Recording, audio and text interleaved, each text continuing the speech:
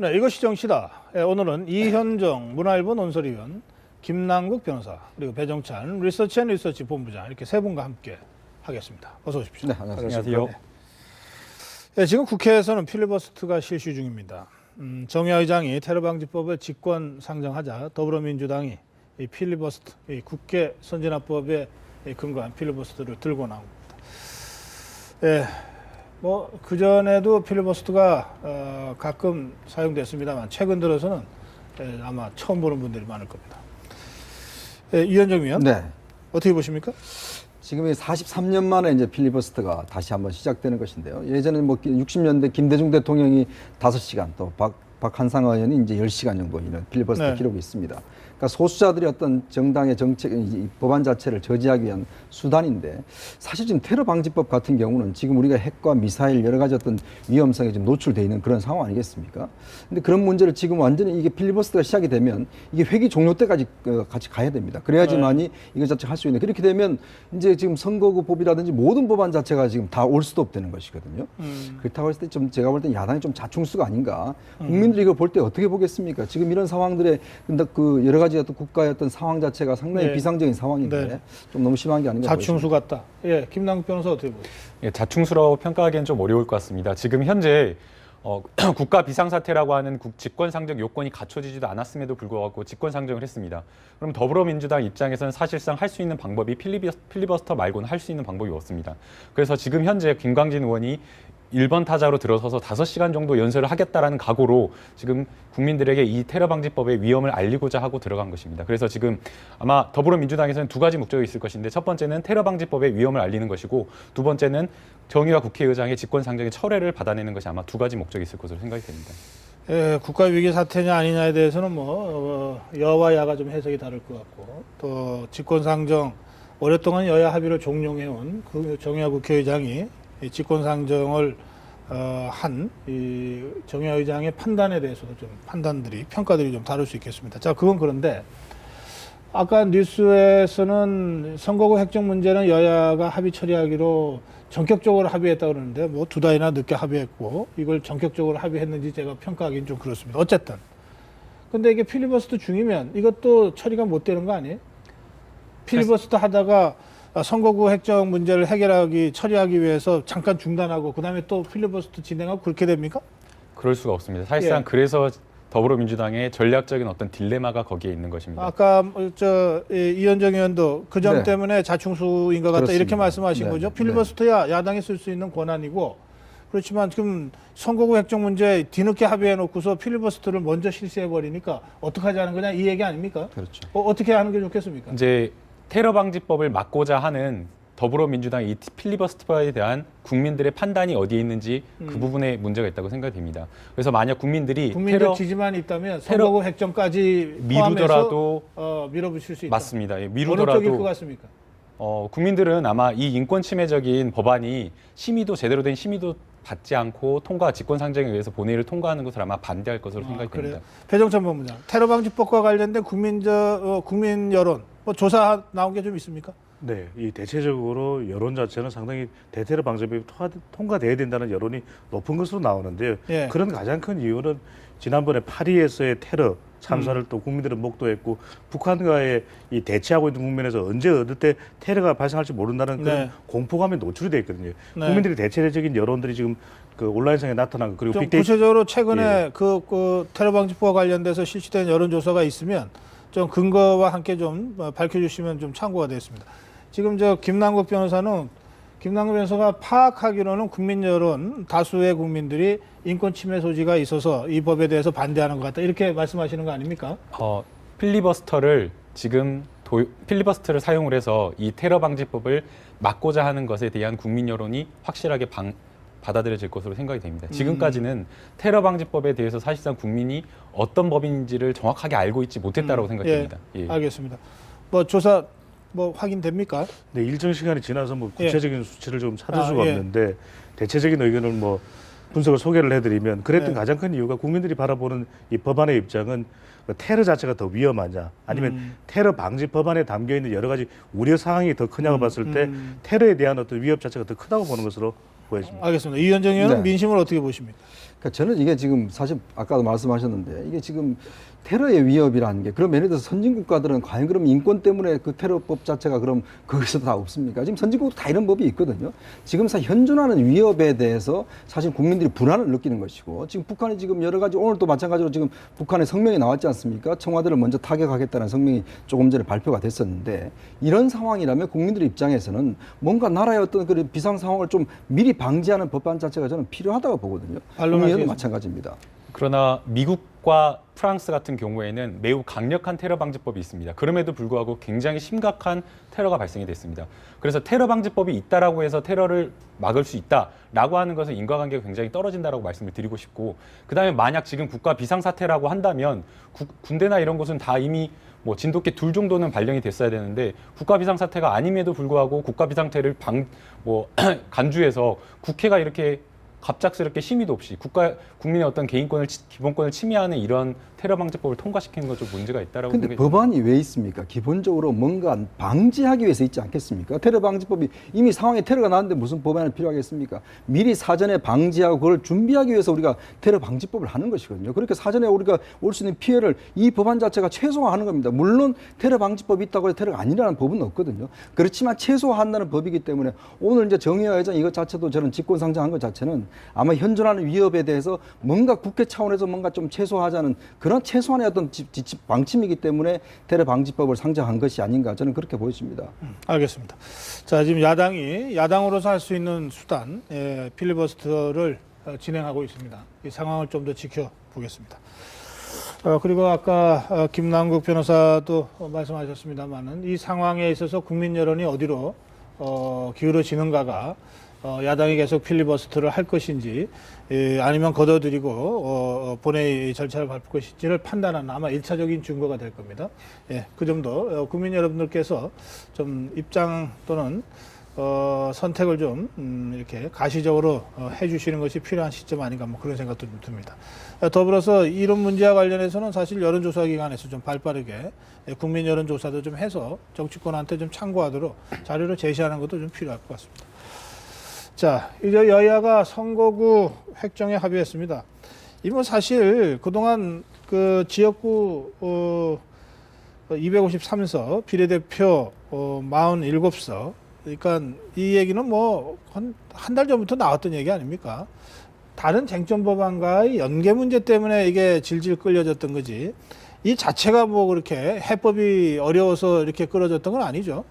예. 그렇습니다. 이 선거구와 관련해서는 이 지역구냐 또는 아니면 비례대표 숫자를 가지고 그동안 뭐 줄다리기를 해왔지 않습니까? 국민들이 보기에는 크게 뭐 어떤 선거구와 관련된 변화가 있을 거라고 기대를 했습니다만 크다란 변화가 없다라는 것입니다. 그래요. 오히려 초점이 맞춰졌던 부분이 보면은 이 권역별 비례대표를 어떻게 하느냐 또 만 18세냐 만 19세냐 나이 관련되는 부분들이 쟁점으로 근데 다루는데 이번에 권역별은 도입이 됩니까 안 됩니까? 도입이 안 되는 도입이 것으로 안 그렇게 되는 걸로 결정이 이렇게 났군요. 결론난 거죠. 알겠습니다. 네. 자, 그런데 이 지역구가 늘었는데 그 중에서도 수도권이 10개가 늘었습니다. 이게 여야 어느 쪽에 유리합니까? 지금 이제 보면은 수도권 서울, 인천, 경기인데 예. 19대 총선에서 이 민주통합당이 65석으로 오히려 이 새누리당 43석보다 더 많은 또 야권의 성향이 또 상당히 강한 것이 이 지역의 유권자 특성이거든요. 그것만 보면 야당한테 유리한 거네요. 그렇습니다. 예. 지역의 특성을 생각하면은 야당에 유리해야 되는데 야권이 분열돼 있다라는 것이 지금 19대 총선과 다른 그런 상황이기 때문에 이런 유권자 특성으로는 강한 이런 지형 자체가 야권 분열된 것이 얼마만큼 영향을 미칠지가 관건으로 보여집니다. 이현종 의원은 어떻게 보십니까? 저도 마찬가지입니다. 사실 이제 수도권의 비중이 이제 예전 한 45% 정도 이제 전체 지역구 해석에 그런 차지하면서 굉장히 중요한 지역으로 부상을 했죠. 근데 예전 같으면 사실은 야당이 좋아해야 되는데 지금 뭐 그렇게 좋아하지 않는 것 같습니다. 왜냐하면 지금 야당 분열 상태이기 때문에 예. 오히려 예전보다 더 의석을 잃을 가능성도 저는 있다고 보거든요. 예. 예, 일반적으로 일여 다야 구도 때문에 야당이 불리하다라고 이야기를 합니다. 그런데 작년 10월 30일 인구 기준으로 볼 때 늘어나는 경기도 지역구가 남양주, 광주, 군포, 김포, 수원, 용인, 화성, 포천, 가평 지역구입니다. 네. 그런데 23일 날짜에 국민의당 예비 후보가 등록된 곳을 보게 되면 광주 0명, 수원 을병정 0명, 용인병 0명, 화성갑 0명, 나머지도 1명 또는 2명입니다. 그래서 지금 현재 국민의당에 예비 후보자 기근에 시달리고 있기 때문에 이 지역구에서 늘어나는 새로 신설되는 지역구에서 일려 다야 구도가 성립되지 않을 가능성이 높습니다. 그렇다고 한다면 더불어민주당도 아마 해볼 수 있는 싸움이 되지 않을까라는 그래요? 판단입니다. 예, 국민의당이 어쨌든 후보를 가급적 많이 내겠다는 거죠? 그렇습니다. 예, 그래요. 뭐 얼마나 후보를 발굴해서 낼지는 좀 더 지켜봐야 되겠습니다. 이 새누리당이 여러 선거를 거치면서 그 정착시켜왔던 기존의 공천 룰 5대5 또는 2대 3대 3대2 이 방식을 이번에 어쨌든 공천 룰 기구를 구성해서까지 바꿔냈습니다. 그래서 도입된 것이 안심번호인데 이 안심번호가 지금 불안하게 만들고 있는 상황입니다. 예, 배정천 본부장. 네. 이제 시청자들께서는 다소 좀 낯선 이 단어들도 있고 그래서 좀 설명을 좀 해주시면 좋겠습니다. 이 공정성이 키워드라고 할 수가 있겠는데요. 이 휴대전화 가상번호가 보다 더 정확한 설명이 될 수 있습니다. 왜냐하면 지금 국회의원 지역구를 조사하기 위해서는 아주 적은 지역이기 때문에 작은 지역이기 때문에 이 지역 내에서의 휴대전화 번호를 조사기관이 확보할 수 있는 방법은 없습니다. 그렇다면 이동통신사를 통해서 협조를 얻어서 이 지역의 충분한 대표성과 객관성을 살릴 수 있는 일반 유권자 조사를 하는 것인데요. 이 경우에는 지역의 대표성을 확보한다는 면에서 일반 유권자는 휴대전화 가상번호를 사용하는 것이 훨씬 더 공정하고 객관적인 조사라고 할 수 있는데 어디에서 공정성 문제가 불거지냐면 바로 당원 명부입니다. 당원 명부를 일반 휴대전화번호 010 또는 011, 019를 주는 것이 아니라 050으로 시작되는 안심번호를 주는데 문제는 뭐냐면 이것이 실질적으로 당원이 아닌 사람까지도 포함이 되어 있다라는 지적. 그리고 예. 많은 경우에는 실질적으로 이것이 실제 이 당원의 전화번호가 아니기 때문에 도전자들 예비 후보들은 상당히 활용하기가 힘들다는 점. 그리고 이러한 일정한 기간 동안 당비를 납부한 책임 당원들의 당원 수 분리기를 대체적으로 현역 의원들 또는 네. 당협위원장들 중심으로서 이루어지다 보니까 도전자들 예비 후보들은 상당히 불리해진다. 그게 뭐 이를테면 입당원서 받아서 당에 제출하는 그거 얘기하는 거죠? 그렇습니다. 예. 이것이 가장 크게 부각되고 있는 문제점으로 보여지는데 이것이 얼마나 강범위한지 또 전수조사를 통해서 이것의 문제점이 얼마만큼 극복되었는지는 또 확인해봐야 될 것으로 보여집니다. 그런데 이게 문제가 심한 경우에는 100% 국민 여론조사로 돌린다. 뭐 아까 잠깐 뭐 그런 의견이 있다는 거죠. 그렇게 결정된 건 아니고. 근데 원래 말하자면 통칭해서 5대5가 지금 3대7로 바뀐 거 아닙니까? 그러면서 당원 대의원의 비중이 3으로 줄어든 거 아니에요. 그런데 문제가 생겨서 다시 5대5로 복귀하는 게 아니라 아예 0대10으로 가겠다고 하는 거니까 이게 맞는 방향입니까? 두 가지 점을 지적할 수 있는데 먼저 우선은 당원들이 상당히 포함이 일정 부분은 어느 정도 포함이 돼야 된다라고 하는 것이 이러한 어떤 경선 룰 자체가 흔들릴 네. 수밖에 없는 부분이고 또 하나는 일반 유권자를 대상으로 해서 여론조사를 했을 때 누구한테 유불리를 따지기가 상당히 또 힘들어지는 거죠. 네. 인지도가 높이 알려져 있고 지역 기반을 그래. 다져온 현역들이 또 유리한 것 아니냐 네, 네. 이런 어떤 지적도 있습니다. 그래요. 알겠습니다. 어떻게 보십니까? 결국은 이제 네? 공천이라는 게 당이 후보를 뽑는 것인데 네, 네. 당원들이 참여할 수 없다는 것 자체가 사실 문제고 음. 또 안심번호로 하게 될 경우 문제가 생기지 않습니까? 네. 그러면 사후에 그 문제에 대한 관련된 여러 가지 시비가 붙을 텐데 근데 안심번호는 일정 기간 끝나면 없어져 버립니다. 그 증명할 수 있는 방법이 없어요. 아하. 사실 공천 같은 경우는 몇 표 차이로 아주 어떤 그 결정이 나눠지는데 만약 네. 그거에 대해서 부정이 있었을 경우에 다시 한번 소송이라든지 이렇게 할 수 있는 방법이 없습니다. 그러니까 상당히 보면 불안한 제도가 안심번호는 한 번 쓰고 없애버립니까? 그 일정 기간 일정 기간 따면 사라져 버린 것이죠. 일정 기간이 지나면은 050 임의의 번호가 주어지는 것이기 때문에 더 이상 실제 전화번호 쪽으로는 컨택을 할 수가 접근을 할 수가 없게 돼 이현정 있습니다. 의원이 만약에 만에 하나라고 말씀하셨습니다만 그런 일이 벌어질 수도 있는 거네요. 실제로도 이전에도 이 경선을 치르고 나면 여러 어떤 이 법적인 예, 알겠어요. 논쟁이 붙기도 합니다.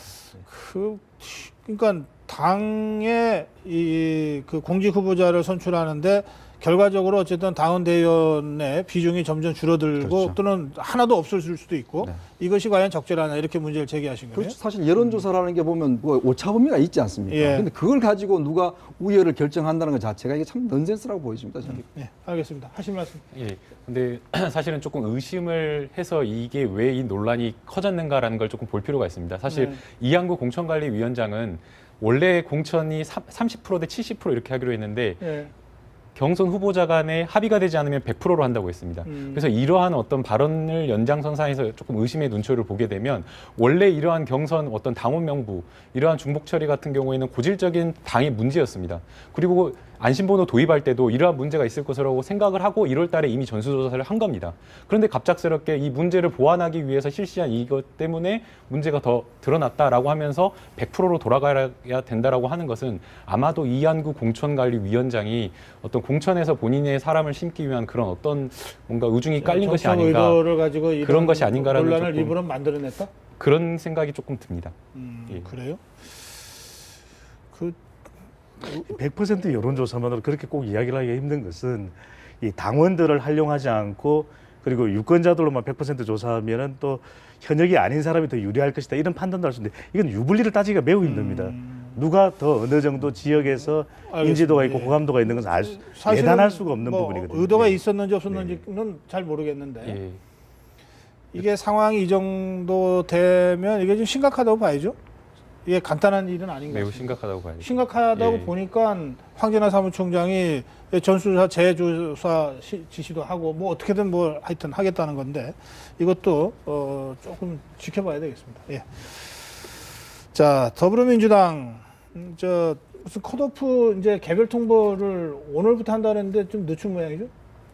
아무래도 지금 상황이 상황이다 보다니까 뭐 어떤 상황이길래 그렇습니까? 뭐 지금 컷오프를 20% 처음에 당초 하겠다고 했다가 네. 22일 날 다시 뭐 3선 이상은 50% 그리고 초선과 재선은 30%까지 뭐 심도 있게 더 정밀하게 판단을 해보겠다라고 했기 때문에 그런 예. 부분에 있어서 조금 연기를 한 것 같습니다. 뭐 사실은 예고됐던 사태인데요. 그런데 막상 이게 눈앞에 닥치니까 이게 뭐 상황이 제가 봐도 좀 심각해 보입니다. 우선 불출마 선언을 하고 지금 총선 기획 단장 맡고 있는 정장선 단장 불출마하길 잘했다 이 정도입니다 지금. 예. 서른 의원, 중진 의원이죠. 보자 하니까 온갖 짓을 다 한다. 더불어민주당 한 5 의원 좀 말이 격해서 아마 익명으로 처리한 모양입니다. 우리 당은 김종인 독재당이 됐다.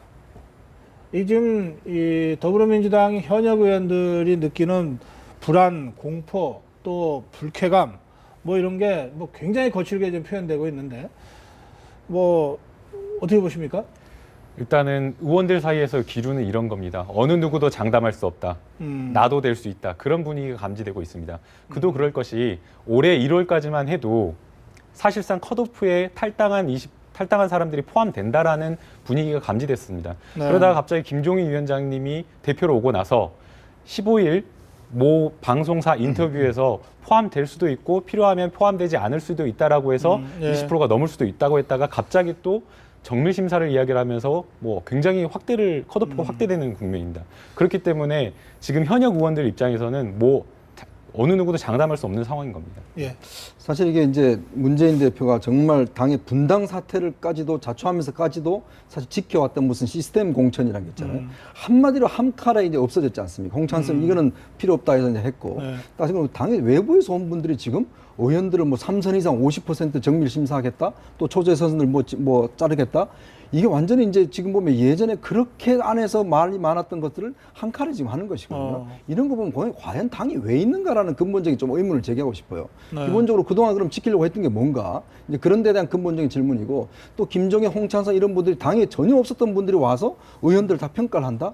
과연 그걸 의원들이 납득할 수 있을까요? 수십 년 동안 지켜온 당인데 이제 그런 부분에 대한 당의 반발이 굉장히 큰 것 같습니다.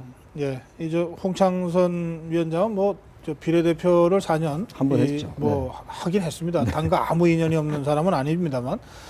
예, 그러나 어쨌든 당인이라고 하기는 좀 그보다는 전문성이 있는 이런 사람이니까 지금 그런 말씀하신 것 같아요.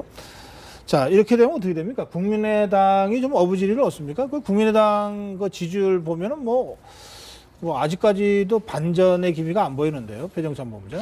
네, 국민의당 지지율이 10% 초반 정도에 머무르고 있는데 가장 최근의 조사 결과 화면을 보시더라도 11.7%, 더불어민주당의 지지율에도 채 절반도 되지 않는 정도의 네. 수준인데 가장 큰 이유는 호남에서는 어느 정도 경쟁력을 가지고 있지만 호남 이외의 전국적인 지지율에서 아주 정체되어 있고 특히 선거를 앞두고 이 뚜렷한 후보자들이 나서고 있지 않다라는 점도 당의 지지율, 낮은 지지율을 보여주는 이유로 근데 분석할 수 이번에 있겠습니다. 더불어민주당이 이렇게 이 대거 현역 의원들이 이제 공천 탈락을 하면서 뭐 승복하는 사람도 있겠지만 대체로 뭐 그렇게 될 경우에는 탈당해서 뭐 다른 활로를 찾을 거로 이제 예상이 되는데 이렇게 되면 이게 어부지리로 국민의당이 다시 반전을 할 수 있는 그런 계기는 되겠습니까? 어떻게 보십니까?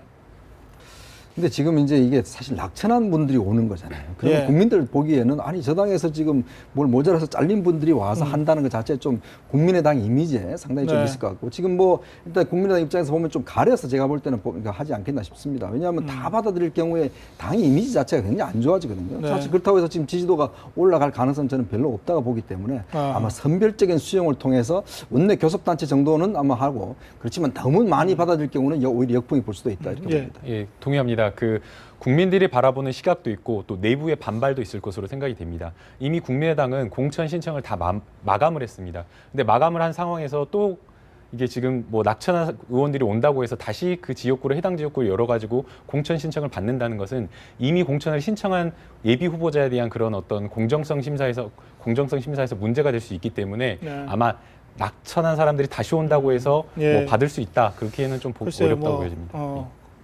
사실 그 점 때문에 이 컷오프 다 정리해 놓고 시간 끌고 이제 발표하는 거 아닌가요? 그렇죠. 예, 그런 점도 그러니까 있습니다. 양쪽이 다 비슷한 것 네, 같습니다. 맞습니다. 그런 점에서 이런저런 계산 끝에 예. 예, 알겠습니다.